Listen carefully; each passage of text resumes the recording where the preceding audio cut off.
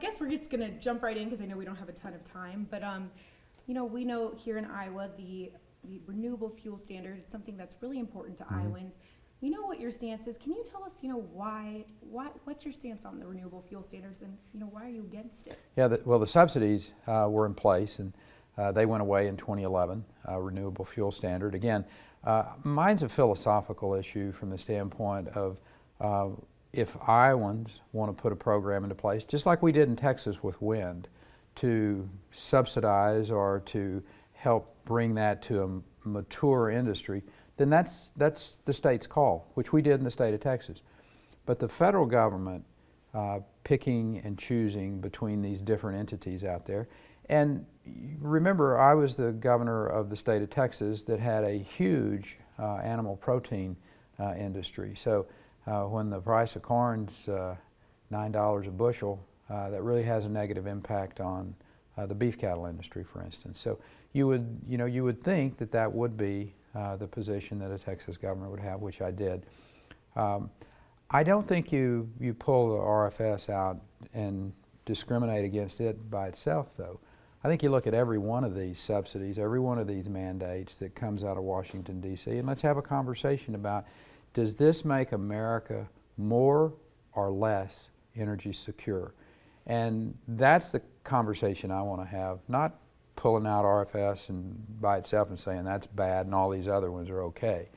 But we've got to get this country energy secure. All forms of energy that's domestically, or for that matter, North America, Canadian, U.S., Mexican forms of energy, we need to find ways that we're dependent upon them rather than Venezuela or some of these Middle Eastern countries that don't have our best interest in mind. And, historically we've seen throughout the caucus cycle here, contenders who don't favor renewable fuel standard don't typically do well. Do you feel like that could impact you if you decide to run? Well, I hope an Iowa voter looks at the optimistic view that I've got for the economy of this country. Terry Branstad, great competitive governor. We led the nation in job creation in Texas over the last 14 years. As a matter of fact, over the last 7 years, 1.5 million jobs created in the state of Texas, while this country in total lost 400,000 jobs. So I hope Iowans will be looking at the global picture that I lay out to get Americans working, to get our energy industry, all of the American energy, to creating jobs, and to put this country back on track in a foreign policy way that will make America stronger, make our allies again trust us, and those that don't have America's interest in mind, if we draw a red line and you cross it, there will be a real consequence. And so I know before you were governor, you were ag commissioner. Obviously, agriculture issues here in Iowa, very important to Iowans. If you become the next president, how will you address some of the issues that we see here in Iowa? Well, I hope, an Iowan would take a look at my background. I grew up 16 miles from the closest place that had a post office and a house that didn't have running water on a dryland cotton farm. I grew up showing club calves in the 4-H. So that is part of who I am. I mean, you can't erase that from who I am. Going to school at a land-grant college and getting a degree in animal science, I'm pretty sure if I do decide to run for the presidency, I'm going to be the only person that has an ag degree. And having been the agriculture commissioner, I tell people I was the Texas version of Bill Northey. And so there's this love of agriculture. My dad still lives on the farm. My mom's still out there, teaching quilting classes, and agriculture and freeing up America agriculture. I mean, it's really our role to help feed the world. And we've got to put policies into place, and we've got to restrict these agencies like the EPA that are coming in and doing long-term harm to our agriculture producers in the states that have large agriculture production in them. So bring in some common sense, a guy who understands how tough it is to make a living. I've sat on the turn row before and watched a wheat crop be lost. I've prayed for rain and seen a cotton crop lost because it didn't rain at the right time. So I know what these agriculture producers go for. Putting policies into place that will fortify and strengthen American agriculture needs to be the next president's high priority.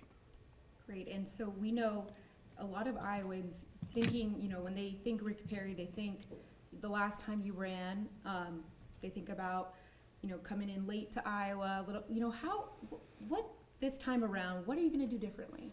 Well, we already are doing it differently. You need to be healthy. I had major back surgery prior to the kickoff 6 weeks before, but more importantly, you need to be prepared. And showing up in Iowa on caucus day, way late. So last year we came to Iowa more than any other prospective candidate. If there's people that will spend more time in Iowa, I welcome them. I'm going to be here a lot. I'm going to be here often. It's going to be quality time. I'm going to be going into people's homes, out on the farm, east to west to south to north. I will cover this state well, and the people will get to know me. They'll know my heart, and they'll know my optimistic outlook for this country. I'm telling you, the best years in America are ahead of us. We're just a few good decisions away and a leadership change in Washington, D.C. From the best years this country's ever had. We can bring manufacturing back into America, and it really, I think, hinges on having energy policy, all types of American energy that will make this country energy secure and create a huge amount of jobs. And I guess my last question for you, so in such a crowded field, we see all these names day by day, how are you going to stand above the rest? Well, a couple of things I think that are unique. One is that 14 years of record in a state that unquestionably is the most dynamic job creation state in the nation, and what happened in Texas job creation-wise can happen in America. And I think on a foreign policy side, I'm pretty sure I'll be the only individual in the race who has worn the uniform of a United States pilot in the Air Force. And then having been the governor of Texas and dealt with our Texas military forces and the deployment of our National Guard, not only into combat zones, but also to the border, as we had the federal government failing to do their job this last year and deploying our troops there. I've had that experience of wearing the uniform of the country and of making command decisions relative to our military. And I think those are very unique and very important at a time when people turn on the TV and they see a foreign policy that is very, very disconcerting to most people, that our allies don't know if America's going to be standing there with them. Our enemies don't respect us, and they're going to test us. The Russian president, Vladimir Putin, is testing America at this particular point in time. And Americans want to see a leader who knows what they believe in, a leader who's got the courage to stand up with our allies and against those that don't have America's interest in mind, and clearly say, you cannot cross that line.